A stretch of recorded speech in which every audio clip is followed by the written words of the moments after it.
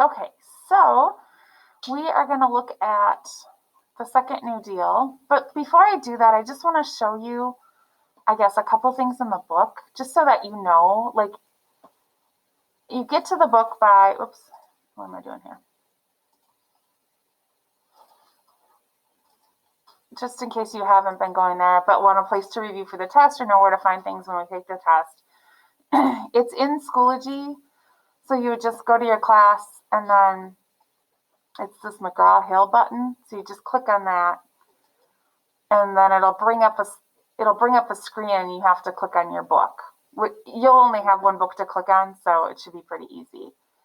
And then once you open like the different chapters, I just want to show you, because as you are taking the test, there's some really good things in there that might make it easier for you. So like, this is our unit for today, and up on the top here, there's a bunch of resources. You'll see a few of them in the slideshow, but then there's also like, this slide tells like the differences between the first and second New Deal.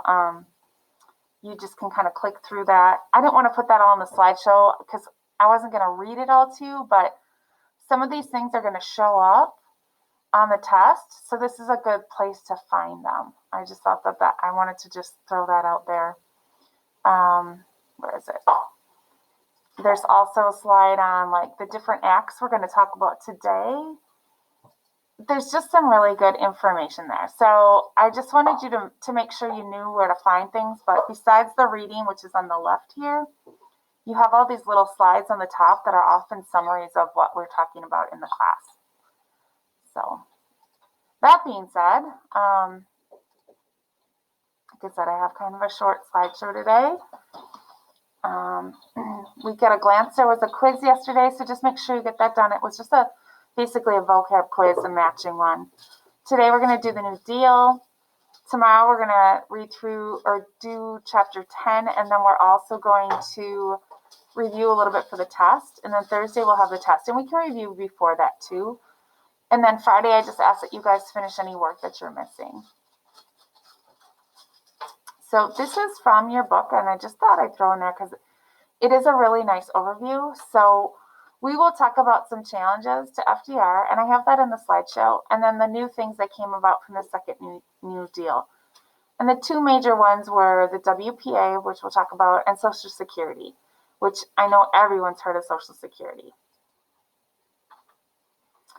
So just something to know that Roosevelt, even though he was very popular and created a lot of jobs, there were still 10 million people unemployed. So of course people are going to be mad. Somebody's always going to be mad when you're talking about politics. If you look at our election this year, half the people in the nation weren't happy because our nation was split almost in half. When it came to the New Deal, the right, so the Conservative Party, today that would be Republicans. It wasn't necessarily just Republicans back then, but they were worried because we were spending money we didn't have. In other words, the government was borrowing money in order to cover all these extra programs that they were doing, and they weren't covering it with with taxes. And people were worried, where were we going to get this money from?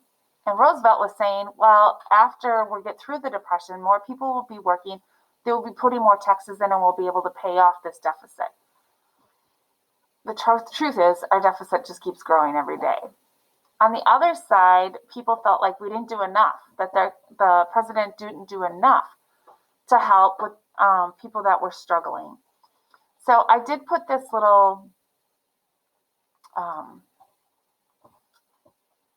slide here, and just so you can see, so there are, and I'm not going to read through all these, but there are several people. This was Huey Long. I don't know who this gentleman is. Another gentleman, you can see betrayal of the Democratic Party. Oh, Alfred E. Smith. He was very outspoken. There was a priest that got on the bandwagon and called FDR a liar. There were people that were very unhappy, and there's always going to be people that are very unhappy, and that's the more important thing to know, is that not everybody agreed with Roosevelt and what he was doing.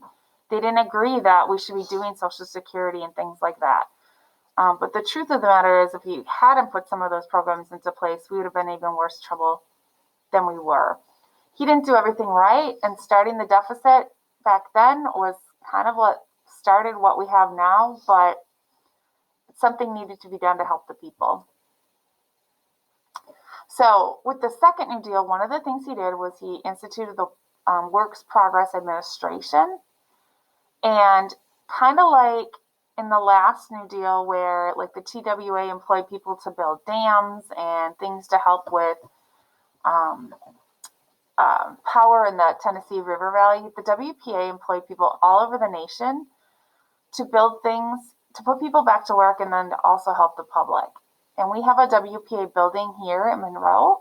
The Monroe Middle School has, you can find a little plaque. When you walk in, it would be the old entrance. So if you were ever old to go to the middle school and go to like a play, and enter those doors, there's a plaque on the wall telling that. So it employed a lot of people, including artists, musicians, and writers. So they understood that not everybody can build a bridge, that there were other people that needed help too. So this program really put a lot of people back to work.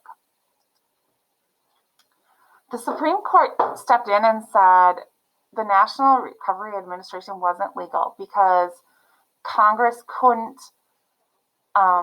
delegate its powers to the executive branch. So that's something you'll learn about when you are in government, is that we have three branches in the government: executive, which is the president and his administration; legislative, which is Congress; and judicial, which is the our court system. And basically there are certain checks and balances on each branch, and the court said that Congress couldn't give power to the executive. So Roosevelt worried at that point that they would strike down all the New Deal programs. They didn't, but he worried about that. Because when you're talking about constitutionality, the court's very careful about what they rule on. So that was kind of a big thing. So going forth, Roosevelt knew he had to be very careful about the types of acts that he asked Congress to pass. Well, the next one he passed was the Wagner Act. What you need to know about that one is it had to do with workers' rights. And it allowed them to unionize and bargain collectively. So people that were working weren't necessarily getting paid for wages. They were being asked to work way more hours than maybe they should have. Part of that was, as an employer with the Depression, they couldn't hire more workers. And they would just pay their workers that they already had just their whatever basic wage was. It wasn't like they got overtime and things like that. So people started having sit-down strikes where they would just not work until their bosses would talk to them. So the Wagner Act tried to help alleviate some of those problems and definitely gave some power back to the people, basically. And then this slide is also in your book. You can take a look at it. But this is Francis Townsend, and he was proposing that the elderly be given a pension. If you can see here, it says $200 monthly pension to retired citizens. So basically what he was proposing is something like we have right now called Social Security. So Social Security provided financial security for older Americans and unemployed workers, and it came from payroll taxes imposed by workers and employees. It included many of the things from the Townsend Act from the slide before. The important thing to know about the Social Security Act, that unlike a lot of Roosevelt's other programs that he put in, it was paid for through the taxes that people were putting in every week, and we still do it. So when you get out, you have a job, right, Olin? Yeah. So, and if you look on there, you'll see that there's money taken out every month for Social Security. So someday when you retire, if you don't have your own pension, at least you'll have a little bit of money that comes back to you through the government. Also, if you were ever working a full-time job and then unemployed, there's also security in there with unemployment taxes. So that's what the Social Security Act did, and it was actually one of the first, what we would call like welfare benefits, even though it wasn't welfare because people were paying for it. Entitlement, that's what it was called. So that's just a little more on Social Security. And it was our first national entitlement program before we really had anything else that was, paid for through taxes. Here's just some comparisons. Once again, if you're doing the review handouts, this could help you on there. I'm not going to ask you like the Glass-Steagall Act. I'm going to ask the big ones that were mostly highlighted, like the Civil Works Administration, that might show up because that was on the slideshow and that was a big thing. But this is more important here. What were the aims? You know, help the bakers, help farms, create more jobs. So these are the things that are important. So these are just good slides to refer back to if you have questions about something. Or when you start taking the test, this might be a place that you can look. Okay, do you have any questions on that? It's a pretty short section. So the chapter review is there, and then here, I'll get out of this stuff.